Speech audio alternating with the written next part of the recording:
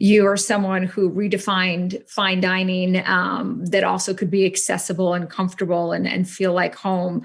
But you're also someone who, was able to scale hospitality, and that you can have something like a Union Square Cafe within the same family of Shake Shack.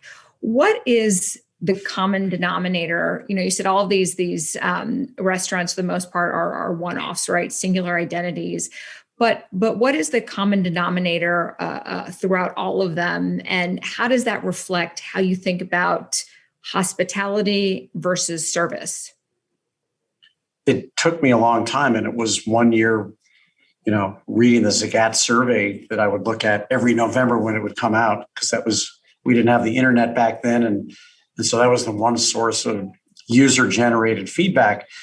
And invariably, Union Square Cafe and Gramercy Tavern would fare much better in the category of New York's favorite restaurants, where we were vying 1 and 2 every year for like 6 straight years as New York's top 2 favorite restaurants.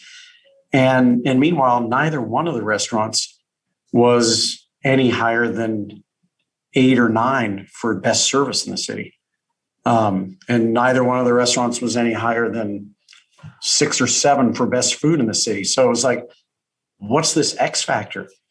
And I woke up one day and I said, Zagat was asking about food, decor, and service, but they were not asking about hospitality.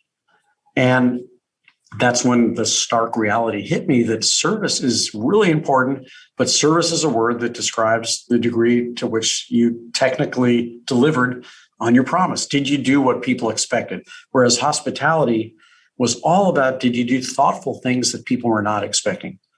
Did you create an emotional hug out of this experience? If I ask for my salmon rare and it comes rare, that's good service, but you're not going to become my favorite restaurant because you did what I asked you to do. I just know that, especially today, when everyone is carrying a smartphone with them, with a camera, that every time you get a good idea out there, it's copyable immediately. The word's going to get out immediately. There's no good idea that gets hidden anymore. I used to be able to eat a dish in Italy, come back, bring it to the menu at Union Square Cafe, and no one would even know what the dish was for 2 years. We would just sell the hell out of it. Today, I don't even have to go to Italy. I can just look it up on Instagram. I can look it up anywhere. I can even see if people like the dish.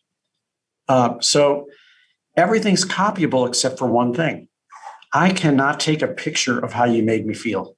Therefore, I cannot plagiarize it. Therefore, if I can do the thing, the copyable thing, I need to keep innovating. But if I can keep doing innovative things and doing them at a very high level, we believe that only gets you to the 49-yard line. And if you want to win the game, that leaves 51% for how you made someone feel.